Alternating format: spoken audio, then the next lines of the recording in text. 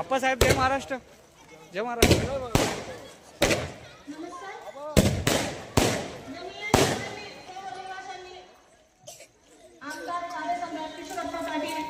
जोरदार टाळ्या.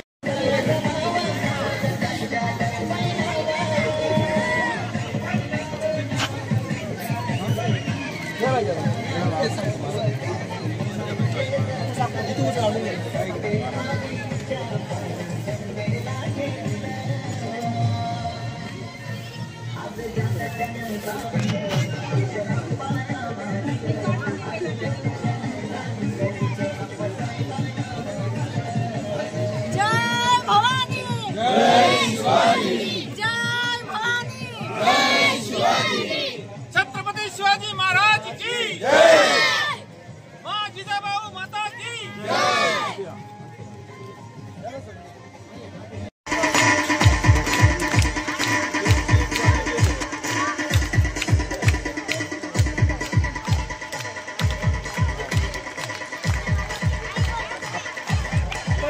सुषमाताई होती इथे आणि सुषमाताईनंतर हळूहळू हा एरिया आप्पासाहेब असं वाढत गेला आणि सगळेजण प्रत्येकजण मला म्हणायचं, ताई आप्पांना बोलवा ना एरिया, ताई आप्पांना या कार्यक्रमांना बोलवा ना. पण आप्पासाहेबांना एवढे कार्यक्रम राहायचे किंवा एवढे कामं राहायचे, मी सांगायचे आपणच आप्पा आहेत, आपणच सुनीताताई आहे, आपणच सुनीदादा आहे. आणि माझ्या या एरियाने हे सगळं समजून घेतलं आप्पासाहेब. आणि आज तो सोनेरी दिवस उगवला की आप्पासाहेब आपल्यांमध्ये आले.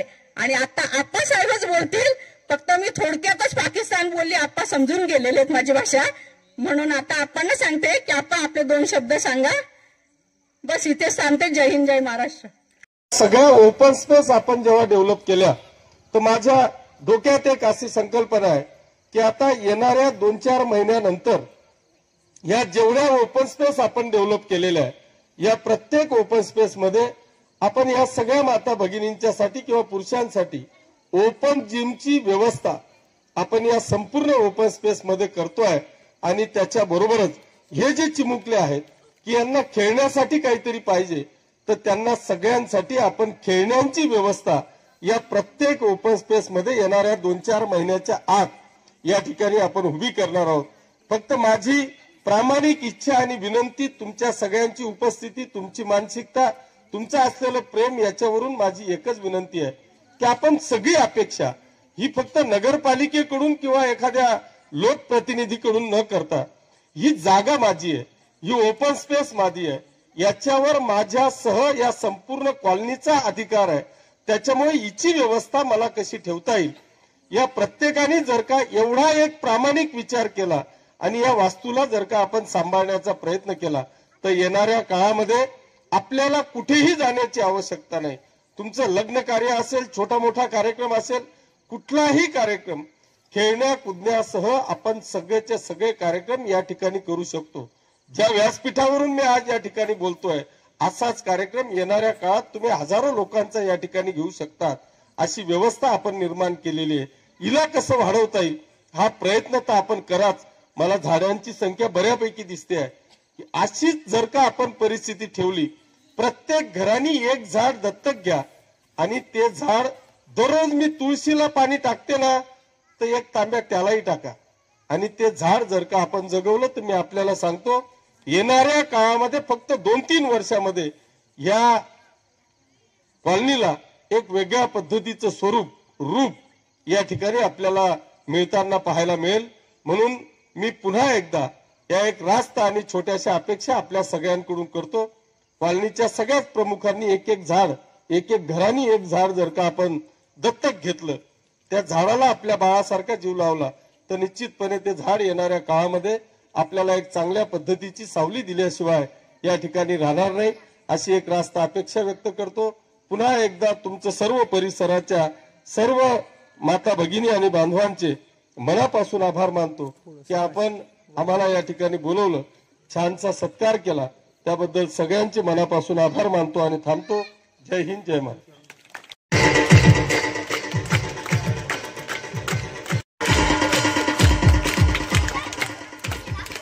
धन्यवाद.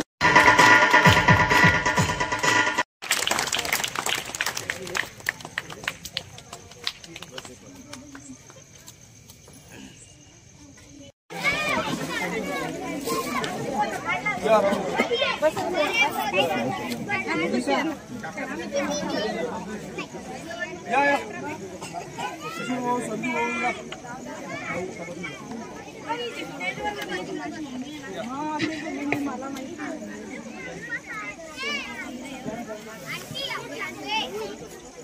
झालेल्या दीप प्रज्वलनाने व प्रतिमा पूजनाने वातावरण प्रसन्नमय झाले आहे. नमस्कार, सुस्वागतम सुस्वागतम सुस्वागतम. ज्यांच्या विचारांनी संपूर्ण महाराष्ट्र बनला त्या अखंड हिंदुस्थानचे आराध्य दैवत छत्रपती शिवाजी महाराज.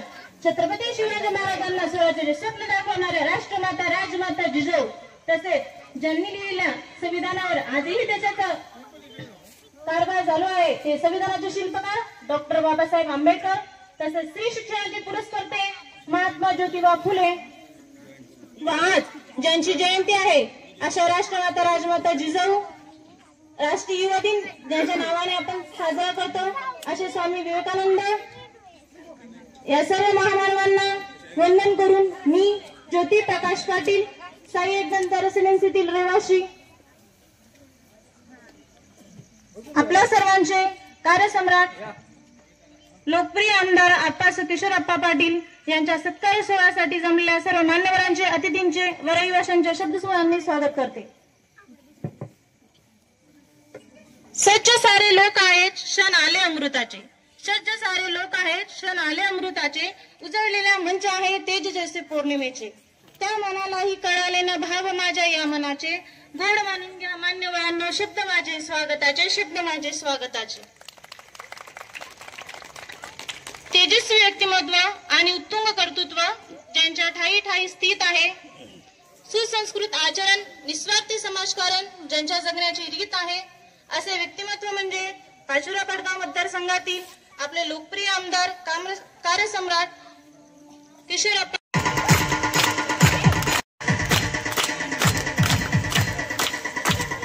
पाटील. आप्पा निश्चितच आपण आता इथे सांगितलं किंवा अनेकांनी दोघे धारे जे काही केलं तुमच्या संदर्भात आप्पा मी तुम्हाला शब्द देतो की येणाऱ्या 25 वर्षापर्यंत तुम्हाला आमदार म्हणून या पाचोऱ्याचा आमदार म्हणून तुम्हाला कोणी जाणू शकत नाही. किती दोरे धारे होते आप्पा. हा विषय इथे संपणारा नाही आता. आणि मी कॉलनीच्या वतीने तुमचे आभार मानतो की आपण आपला अमूल्य वेळ ते दिला. त्यानंतर सर्व कॉलनीवासियांचेही आभार मानतो की आपण मोठ्या संख्येने आमदार किशोरप्पा पाटील यांच्या छोट्या खाणी सत्काराला उपस्थित राहिलात. मी सर्वांचे आभार मानतो आणि हा कार्यक्रम इथे संपला असं जाहीर करतो. कोणीही अल्पोपहार घेण्याशिवाय जाऊ नये. अल्पोपहारची व्यवस्था करण्यात आलेली आहे. कार्यप्रिय लोकप्रिय आमदार किशोरप्पा पाटील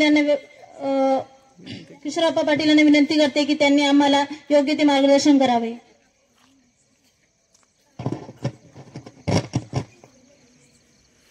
आजच्या साई पार्क आणि एकदंत रेसिडेन्सीच्या वतीने आयोजित या सत्कार सोहळ्यासाठी या ठिकाणी उपस्थित असलेले आजच्या कार्यक्रमाचे अध्यक्ष आमचे मित्र आदरणीय संजूभाऊ, बाजार समितीचे संचालक आदरणीय राहुल नाना, आपल्या नगरीचे माजी नगराध्यक्ष आदरणीय संजयजी गोहिल, युवा सेनेचे जिल्ह्याचे अध्यक्ष आदरणीय जितूभाऊ जैन, आमचे मित्र आणि पत्रकार आदरणीय किशोर भाऊ, शिवसेनेचे उपजिल्हाप्रमुख आदरणीय किशोर बारावकर, मंचावर उपस्थित असलेल्या आमच्या महिला आघाडीच्या सगळ्या भगिनी, समोर उपस्थित असलेले सर्व माता भगिनी, बाल बांधवांनो आणि बालगोपाल मित्रांनो, मी पहिल्यांदा आपल्या या सर्व परिसराच्या वतीने जो आपण सत्कार सोहळा या ठिकाणी आयोजित केला त्याबद्दल सर्व परिसराच्या सर्व माता भगिनींचे मनापासून आभार मानतो. आपल्याला धन्यवाद देतो की आपण एक अतिशय सुंदर असा कार्यक्रम या ठिकाणी आपण आयोजित केला. पण हे धन्यवाद देत असतानाच मी आपल्या सगळ्यांचे मनापासून ऋण देखील व्यक्त करतो. आपल्या सगळ्यांचे मनापासून आभारही मानतो. आपल्याला धन्यवाद देतो की आपण बेटा शिक्षक आहेत नाही तर भरपूर मम्मी आहे ना की आपल्या सगळ्यांचे मी आभार मानतो. आपल्याला धन्यवाद देतो. आपले ऋणही व्यक्त करतो की माझ्या तिसऱ्यांदा या विधानसभेचा सदस्य म्हणून होण्याचे आपण साक्षीदार झालात. आपण सगळ्यांनी मला निवडून आणण्याकरता नुसता खारीचा नाही तर एक सिंहाचा वाटा आपण सगळ्यांनी घेतला. त्याबद्दल आपल्या सगळ्यांचे मनापासून आभार मानतो. आपल्याला धन्यवाद देतो. बांधवांनो, ही वस्तुस्थिती आहे की मी या पाचोरा आणि भडगाव मतदारसंघाचं नेहमी तोंड भरून कौतुक करतो आणि ते कौतुक करण्याचं कारणही तसं आहे. मी नेहमी सांगतो की हा पाचोरा आणि भडगाव मतदारसंघ हा असा जादू टोना जंतर मंतर तोडा धागा याच्या मागे न जाणारा हा मतदारसंघ आहे. हा विकास कामांच्या मागे येणारा मतदारसंघ आहे. विकास कामांच्या पाठीशी खंबीरपणे उभा राहणारा हा मतदारसंघ आहे. आणि म्हणूनच माझ्यासारख्या एका सर्वसामान्य पदाधिकाऱ्याला कार्यकर्त्याला 3-3 वेळा या मतदारसंघाचं सर्वोच्च पद आपण सगळेजण या ठिकाणी मिळवून देतात. आम्हाला तुमच्या सगळ्यांच्या सेवेची संधी आम्हाला मिळवून देतात. त्यामुळे तुमचे मानावे तेवढे आभार कमी आहेत. मी निश्चितपणे एका सर्वसामान्य घरातून या पदापर्यंत पोहोचलो. पण या पदापर्यंत पोहोचत असताना निश्चितच या मतदारसंघाचे विकास कामं डोळ्यासमोर ठेवून या मतदारसंघाला एक कुटुंब म्हणून आपण पुढे नेण्याचा प्रयत्न बांधवांनो या ठिकाणी करतोय. निश्चित माझ्या जागेवर अजून कोणीही असेल तर तो सगळ्यांच्याच सगळ्या अपेक्षा कोणीही पूर्ण करू शकत नाही. पण तरी सुद्धा आपण कोणालाही सगळ्यांच्या समस्या ऐकून सुद्धा या पाचोरा शहराला या पाचोरा मतदारसंघाला एक वेगळं रूप देण्याचा प्रयत्न बांधवांना आपण या ठिकाणी केला. मी अगदी अभिमानाने विश्वासाने आणि खात्रीने सांगतो की आपण संपूर्ण जळगाव जिल्ह्यामध्ये विकासात्मक दृष्ट्या सर्वोच्च शहर कुठलं असेल तर त्याचं नाव पाचोरा शहर आहे. हे सांगताना मला निश्चितपणे या ठिकाणी अभिमानाने सांगावंसं वाटतं.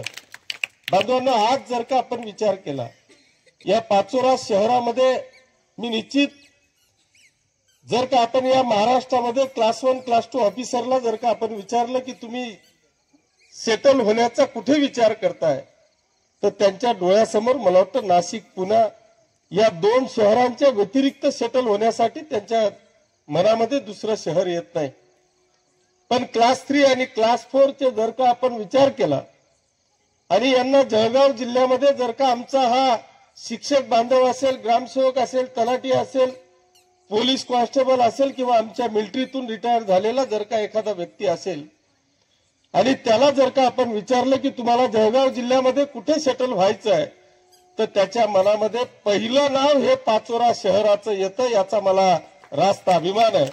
आणि म्हणूनच या जळगाव जिल्ह्यामध्ये या मागच्या 10 वर्षामध्ये जर का या पाचोरा शहराचा विकास आपण जर पाहिला याचा वाढता ग्राफ जर का आपण पाहिला तर मला वाटतं किमान 25 ते 30 किलोमीटरच्या संपूर्ण पेरीफेरीमध्ये हे पाचोरा शहर वाढलेलं आहे. आणि या 10 वर्षामध्ये जेव्हा हे संपूर्ण पाचोरा शहर हे जेव्हा अशा 25 किलोमीटरच्या पेरीफेरीमध्ये वाढलं असेल आणि त्या शहराचा जर का आपल्याला विकास करायचा असेल तर एक मोठा प्रश्न हा आपल्या सगळ्यांच्या डोळ्यासमोर येऊ शकतो. पण तरी सुद्धा याच्या मागे मग नेमकं असं काय कारण आहे की यांनी पाचोरा चॉईस करावा तर याचं एकमेव कारण की या शहराचा होणारा विकास, या शहरामध्ये असलेली शांतता, या शहरातला हा संपूर्ण जी काही जनता आहे यांच्या मनामध्ये असलेले विकासात्मक दृष्टिकोन या सगळ्या गोष्टी डोळ्यासमोर ठेवून या शहरामध्ये एक अतिशय चांगल्या पद्धतीचा वर्ग बांधवांना या ठिकाणी सेटल होतोय। तुम्ही जर का अनेक या 10 वर्षामध्ये किमान 5,000 घरं या संपूर्ण शहरामध्ये या ठिकाणी प्रस्थापित झाले। अनेक आमच्या आता मी तर फक्त अधिकारी आणि कर्मचारीच सांगितले, आमचे तर जे चांगले शेतकरी सुद्धा या ठिकाणी सेटल झालेले आहेत। आता संजू भाऊ एक आदर्श शेतकरी आहे, पण आपल्या मुलाबाळांच्या शिक्षणाकरता का होईना पण पाचोऱ्यामध्ये असे अनेक लोक की जो चांगली शेती करतो त्याला देखील या ठिकाणी येण्याचा प्रयत्न त्यांनी केला। निश्चित आपल्या सगळ्यांची मागणी आहे, त्या आपल्या मूलभूत गरजा आहे। आमच्या अतिशय रास्त अशा मागण्या असतात की आम्हाला पाणी पाहिजे, गटार पाहिजे, वीज पाहिजे आणि रस्ता पाहिजे। या 4 गोष्टींच्या पलीकडे आमच्या सगळ्यांची मागणी नसते। परंतु दुर्दैवाने मागच्या काळामध्ये हा संपूर्ण परिसर ग्रामपंचायतमध्ये होता आणि ग्रामपंचायतीतून नगरपालिकेकडे आला। ज्यावेळेस हा परिसर ग्रामपंचायतमध्ये असतो आणि त्यावेळेस येणे जर का करायचं असेल किंवा नगरपालिकेत जरी असेल आणि त्याला जर का येणे करायचं असेल, खरं म्हणजे त्या बिल्डरची ही जबाबदारी असते की ह्या प्लॉटला, ह्या एरियाला जर डेव्हलप करायचं असेल तर या 4 गोष्टींची उपलब्धता त्या सगळ्या प्लॉट धारकांना त्यांनी करून दिल्या पाहिजे। त्यांनी गटार केली पाहिजे, रस्ता केला पाहिजे, पाईपलाईन केली पाहिजे, लाईट केला पाहिजे। आणि हे जोपर्यंत ते करून देत नाही तोपर्यंत ग्रामपंचायतने किंवा नगरपालिकेने त्या एरियाचा 10% भाग हा नगरपालिका किंवा ग्रामपंचायतकडे मॉर्गेज केला पाहिजे, हा अधिकार आणि कायदा आहे। परंतु दुर्दैवाने मागच्या काळामध्ये या अधिकाराचा वापर केला गेला नाही आणि म्हणून कोणीतरी लेआउट धारक आला, कुठेतरी घरं बांधून गेला, तिथं रस्त्याची सुविधा नाही, तिथं पाण्याची सुविधा नाही, तिथं लाईटची सुविधा नाही, तिथं गटारची सुविधा नाही आणि मग मात्र ती 100% जबाबदारी ती नगरपालिकेवर आलेली आहे। ही नगरपालिका आपली जबाबदारी पासून दूर जाणार नाही, पण नगरपालिकेला देखील मर्यादा होत्या। पण मी आपल्याला सगळ्यांना या निमित्तानं सांगेल की आपण ह्या सगळ्या जबाबदाऱ्या प्रामाणिकपणे स्वीकारल्या आणि मागच्या 10 वर्षापासून या शहराला एका वेगळ्या पद्धतीचा विकासात्मक दिशा देण्याचा प्रयत्न बांधवांनो आपण या ठिकाणी केला। आज जर का तुम्ही पाहिलं तर ज्या तुमच्या 3 मागण्या आहेत, या तिघही मागण्या आपण 100% पूर्ण केलेल्या आहेत। आज अशी परिस्थिती होती की आज जर का तुम्ही पाण्याचा केटीवर या ठिकाणी पाहिला तर पाण्याचा केटीवर कैलासवासी बापूसाहेब केम पाटील मंत्री असताना या पाचोरा शहराकरता पाणी पुरवठ्याची बंधारा या ठिकाणी केला। त्यावेळेस पाचोरा शहराचं पॉप्युलेशन हे 25,000 होतं आणि आजचं पॉप्युलेशन 1.25 लाख लोकांच्या वरती गेलेलं आहे। मग 25,000 लोकांची असलेली कॅपॅसिटी 1.25 लाख लोकांना पाजायचं पाणी, याचे 40 वर्षापूर्वी झालेलं याचं सगळं स्ट्रक्चर आणि 40 वर्षानंतर आज आम्हाला पाणी पाजायचं आहे। किशोरप्पाच्या जागेवर किशोरप्पाचा वरचा बाप आला ना तरी आहे त्या परिस्थितीत तुम्हाला 1 दिवसाआड पाणी देऊ शकत नाही, ही वस्तुस्थिती आहे। पण ही आपण नाकारत नाही, ही मान्य करून आम्ही या सगळ्या यंत्रणेच्या मागे लागून, कारण या शहराची जी पाणी पुरवठ्याची योजना आणि ड्रेनेजची योजनेचा इस्टिमेट हे 2007 मध्ये झालं। मी 14 मध्ये आमदार झालो, सरकारमध्ये आलो आणि 2017 पासून खऱ्या अर्थाने 2007 मध्ये झालेल्या इस्टिमेटच्या कामाला मी सुरुवात केली। 17 पासून सुरुवात केल्याच्या नंतर 17 ते 24 7-8 वर्षामध्ये या शहराचा जो कायापालट झाला, जी परिस्थिती या ठिकाणी निर्माण झाली आणि आज मी 100% शहराला दररोज किंवा एका दिवसाआड पाणी देऊ शकत नाही। याचं एकमेव कारण की 40 वर्षापूर्वी झालेली यंत्रणा, 2007 मध्ये झालेलं इस्टिमेट, 17 मध्ये मी आमदार झाल्याच्या नंतर केलेली कामाची सुरुवात आणि आज या सगळ्या लोकांना असलेली गरज, ही सगळी गरज ओळखून आपण आता पुन्हा एकदा या शहरासाठी जी 25-30 किलोमीटरचा एरिया आपला वाढलेला आहे त्याच्यासाठी 60 करोड रुपयाची पुन्हा पाणी पुरवठ्याची योजना आपण मंजूर केली। त्याच्या कामाला देखील सुरुवात झालेली आहे। पुन्हा 50 करोड रुपयाची अंडरग्राउंड ड्रेनेज आपण मंजूर केली, त्याच्या कामाला आपण आता सुरुवात करतोय. पाणी पुरवठा आणि ड्रेनेज हा विषय आपण तर संपवतोच आहे, पण तरी सुद्धा मी पाण्याच्या पाईपलाईनी टाकू शकतोय, फिल्ट्रेशन प्लॅन उभा करू शकतोय, पण पाण्याचा साठा मात्र जसाचा तसा आहे. आज जर का त्या केटीवेरची परिस्थिती पाहिली तर आपण एका महिन्यापेक्षा जास्त पाणी हे देऊ शकत नाही, ही वस्तुस्थिती आहे. आणि म्हणून मग आपण नेमकं काय केलं पाहिजे, तर मी तात्काळ याची मिटिंग घेऊन आपण आता वाघूर धरणावरून 56 किलोमीटर पाईपलाईन आपण या ठिकाणी आणून या शहराला आपण दररोज पाणी, स्वच्छ पाणी, फिल्टरचं पाणी आपण देऊ शकतो का, याचा प्रामाणिकपणे प्रयत्न करून त्या कामाला आपण सुरुवात केलेली आहे. येणाऱ्या 6 महिन्याच्या आत ते काम मंजूर करून त्या कामाची सुरुवात करून मला खात्री आहे की येणाऱ्या 2 वर्षाच्या आत या शहराला मी दररोज किंवा एका दिवसाआड पाणी देण्याचा प्रामाणिक प्रयत्न माझा आहे आणि तो मी यशस्वी केल्याशिवाय राहणार नाही, याची खात्री मी आपल्याला बांधवांनो आणि भगिनींनो सगळ्यांना देतो. जो तुमचा रस्त्यांचा विषय आहे, रस्ता हा विषय आणि प्रॉब्लेम 100% सॉल्व्ह झाला आहे. फक्त मी याच्यासाठी तो स्टार्ट करत नाहीये. याचं कारण की आता मी जर का रस्ता केला आणि नंतर तुमच्याकडे ड्रेनेज किंवा पाण्याची योजना चालू करायची असेल तर मला तो पुन्हा रस्ता खोदावा लागणार आहे. त्याच्यामुळे टेंडर झालं, वर्क ऑर्डर झाली आहे, कामाला देखील सुरुवात झालेली आहे. पण माझ्या सगळ्या कॉन्ट्रॅक्टरांना, नगरपालिकेच्या सगळ्या अधिकाऱ्यांना स्पष्टपणे सूचना आहेत की जोपर्यंत त्या गल्लीमध्ये, त्या रस्त्यावर पाणी आणि गटारीची योजना कंप्लीट होत नाही तोपर्यंत आपण रस्त्याला सुरुवात करू नये, अशा पद्धतीच्या सूचना मी स्वतः त्या कॉन्ट्रॅक्टर आणि नगरपालिकेच्या सगळ्या अधिकाऱ्यांना दिलेल्या आहेत. त्याच्यामुळे आपण काळजी करण्याची आवश्यकता नाही. आपल्याला खऱ्या अर्थाने आज ज्या ओपन स्पेस मध्ये आपण बसलेला त्याची देखील अर्धच ओपन स्पेस झालेलं आहे. मला असं वाटतं की महाराष्ट्रात कदाचित तुमचं माझं हे एकमेव पाचोरा शहर असेल की इथले 100% ओपन स्पेस डेव्हलप होणार हे पाचोरा शहर या महाराष्ट्रातलं एकमेव शहर आहे. आणि या शहरातल्या मी असाच एकदा 15-20 कोटी, एकदा 15-20 कोटी सहज जे काही 300-350 ओपन स्पेस आपल्या या शहरामध्ये आहेत, या प्रत्येक ओपन स्पेसला तो मोठा आहे का छोटा आहे याचा विचार न करता तात्काळ आपल्याला निधी देता येईल का, हा प्लॅनिंग करून आपण प्रत्येक ओपन स्पेसला 15-20 लाख रुपये टाकले.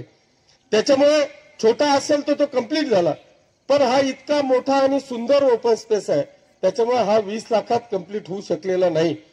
पण याचा विचार करून आपण आता पाचोरा शहरातल्या जेवढ्याही अपूर्ण अवस्थेत असलेल्या ओपन स्पेस आहेत त्या सगळ्यांचे इस्टिमेट तयार करून त्याचं टेंडर करून वर्क ऑर्डर झालेलं आहे. येणाऱ्या महिन्याभराच्या आत हे तुमचे सगळे अपूर्ण राहिलेल्या ओपन स्पेसचं काम हे 100% मार्गी लागेल असं देखील मी आपल्याला या निमित्तानं आश्वासित करतो. आमच्या ताईंनी उल्लेख केला तो निश्चितपणे थोड्याशा हाल आपल्या सगळ्या अपेक्षा त्या सांगण्याचा प्रयत्न केला, पण नाव एकदम बोगस घेतलं. आता पाकिस्तानमध्ये तुम्ही केव्हा गेले मला माहित नाही, पण पाकिस्तानचा जो उल्लेख आहे तो फक्त अतिरेकी म्हणून संपूर्ण जग त्याला ओळखतं आणि पाचोरा शहर हे अजिबात अतिरेक्यांचं नाही. त्याच्यामुळे पाचोरा शहर आणि पाकिस्तान हा एक उल्लेख मला वाटतं ताई दुर्दैवी आहे. तुम्ही भावनेच्या भरात आपण बोललात, पण पाकिस्तान हे अतिरेक्यांचं उगमस्थान आहे आणि पाचोरा शहर हे विकासाचं उगमस्थान आहे. या उत्तर महाराष्ट्रातलं विकासाचं पॅटर्न एकेकाळी आम्ही शिरपूर पॅटर्न ऐकलेला आहे, पण माझं चॅलेंज आहे की येणाऱ्या काळामध्ये या 5-10 वर्षामध्ये महाराष्ट्रात नामोल्लेख ज्या शहराचा होणार आहे त्याचं नाव पाचोरा शहर असणार आहे. एकदा उत्तर महाराष्ट्रामध्ये पाचोरा पॅटर्न म्हणून हा पाचोरा तालुका आणि शहर ओळखला जाणार आहे. त्याच्यामुळे आपण काळजी करण्याची आवश्यकता नाही. असं बोलताना थोडंसं होतं, आमच्या सारख्याकडून होतं, बराचदा बोलता बोलता एखादा शब्द काहीतरी निघतो आणि त्याचं भांडवल केलं जातं, परंतु आपण त्या गोष्टींना भीक घालत नाही. असे हे भांडवल करणारे अनेक आले गेले, कारण ज्यांच्या पाठीशी तुमच्या सारख्या लाडक्या भगिनी आहेत त्या भावाला कोणाचीही भीती नाही. या तरी एकदा चगी जातील, पण तुम्ही कुठेच नाही. इकडे थोडस 19-20 होऊ शकतं, पण इकडे इतकं म्हणजे इथं बोलायचंच काम नाही. त्याच्यामुळे होम मिनिस्टरची भूमिका. त्याच्यामुळे तुम्ही जे काही सहकार्य केलेलं आहे हे आज मी नाही संपूर्ण महाराष्ट्र या ठिकाणी ओळखून आहे की आज ज्या पद्धतीने या महाराष्ट्रामध्ये तुम्ही सगळ्यांनी ज्या पद्धतीचा निकाल दिला की ते विरोधक असे चक्रावून गेले की त्यांनी आता ईव्हीएमवरच गेले की यांनी ईव्हीएमच हॅक केलं, यांनी ईव्हीएम मॅनेज केलं. पण त्यांना माहित नाही की ही सगळी कला, ही सगळी किमया जर कोणाची असेल तर त्या आमच्या रणरागिनी या महाराष्ट्रातल्या सगळ्या लाडक्या भगिनींची आहे. आणि त्याचाच परिपाक म्हणून आज संपूर्ण महाराष्ट्रामध्ये एक वेगळ्या पद्धतीचा निर्णय आपल्याला या ठिकाणी पाहायला मिळाला. कारण मी नुसतं एवढ्यावर नाही, मी जे अनेकदा मला वाटतं मी दुपारी आज कुठेतरी कार्यक्रम होता तिथेही हे उदाहरण दिलं. आमच्या सीआरपी ताईंचा कार्यक्रम होता टाऊन हॉलला, आमच्या सीआरपी ताईंचा कार्यक्रम होता आणि त्या कार्यक्रमामध्ये मी हे एक उदाहरण दिलं की आज जर का तुम्ही पाहिलं की मी एक त्या कसगावच्या पुढची आमचं सार्व पिंपरी एक गाव आहे आणि त्या सारव्याला माझा एक कार्यक्रम होता. त्या ठिकाणी शिवलीला ताईंचं कीर्तन चालू होतं आणि त्या कीर्तनानंतर माझं प्रवचन होतं.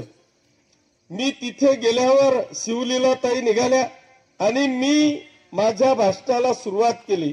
त्यावेळेस कीर्तन असल्यामुळे सर्व पक्षीय लोक होते, ते फक्त माझ्या विचारांचे नव्हते. आणि त्यांना आपण विनंती केली की काळजी करू नका, मी काही राजकीय बोलणार नाही, मी फक्त माझं मत व्यक्त करेल, त्याच्यामुळे आहेत ते सगळेजण थांबा. आणि मी लाडक्या बहिणींचं कौतुक करायला लागलो की आता अशी परिस्थिती आहे की आमची ही बहीण नवऱ्याचं सुद्धा ऐकायला तयार नाही, ती सीधी सरळ आम्हाला येऊन आणि मतदान करणार आहे एवढा आत्मविश्वास आम्हाला आहे. त्यावेळेस एक जण त्या सभेतून उठून उभा राहिला. आता ते उठून उभा राहिल्यावर तो उभा ठाचा होता, आमचे शिवसैनिक वरती व्यासपीठावर होते. ते म्हणे तू बैस खाली. यांना वाटलं हा काहीतरी बोलीन. त्यांना म्हटलं बाबा अरे बोलू द्या, तो काय जगाच्या पलीकडचा थोडा प्रश्न सांगणार आहे असं पाकिस्तान सारखा, जे काय सांगेल ते सांगू द्या. त्यावेळेस तो उभा राहिला आणि त्यांनी सांगितलं की म्हणे आप्पा तुम्ही जे सांगताय ना ते 100% खरं आहे. म्हटलं का बरं दादा काय झालं? अरे मी माझ्या बायकोला सांगतोय म्हणे की आपण उभा ठाचेत, आपण उभा ठाचेत, आपल्याला वैशुताईला मतदान करावं लागेल. तिने डायरेक्ट मला सांगितलं म्हणे, ती पण कीर्तनात आहे, तिने मला डायरेक्ट सांगितलं म्हणे तुले पटी तिकडे तरफड, मी किशोरप्पालाच मतदान करतो. का बरं? तर एकमेव कारण आपल्या एकनाथ शिंदे साहेबांनी घेतलेला निर्णय, या महाराष्ट्रातल्या तमाम लाडक्या बहिणींना दिलेला न्याय आणि त्याचा परिणाम या ठिकाणी आमच्या सारख्या सर्वसाधारण कार्यकर्त्यांना, बांधवांनो आणि भगिनींनो या ठिकाणी झाला. याचं आज जर का तुम्ही पाहिलं तर याचा एक वेगळा इतिहास या शहराने मला दिला की इथे कधीही तिसऱ्यांदा आमदार कोणी झालं नाही. तो एक इतिहास आपण केला. तिसऱ्यांदा हॅट्रिक आमदार मला या ठिकाणी आपण निवडून दिलं. नुसतं हॅट्रिक नाही, या शहरामध्ये आजपर्यंत 11,000 मतांचं मताधिक्य कधीच कोणाला मिळालं नाही. तुमच्या सगळ्यांच्या सहकार्याने मला 11,000 मतांचं मताधिक्य नुसतं शहरात मिळालं. आणि या मतदारसंघात आजपर्यंत 40,000चं मताधिक्य घेऊन कोणीही निवडून आला नाही. ते 40,000चं मताधिक्य घेऊन तिसऱ्यांदा मला हॅट्रिक करण्याचा इतिहास आपल्या सगळ्यांच्या सहकार्याने झाला. त्याच्यामुळे निश्चितच आपल्या सगळ्यांचे मी मनापासून आभार मानतो. आता तुमचं एवढं प्रेम असल्यानंतर मलाही काहीतरी देणं लागतं. मला मंदिराची मागणी या ठिकाणी झाली, पण मी मंदिर देऊ शकत नाही. मंदिराकरता मला असं वाटतं की आपण एक काम करू, एक 10-15 लाख रुपयाचा निधी मी माझ्या आमदार फंडातून आपल्या या ओपन स्पेस करता देईल आणि त्या 10-15 लाख रुपयाच्या निधीमध्ये तुमचं मंदिरही उभं राहील आणि सभा मंडपही उभं राहील. अशा पद्धतीची व्यवस्था आपण या ठिकाणी करू. पण तो निधी मला आज देता येणार नाही, कारण अजून आमची म्हणजे जर महाराष्ट्र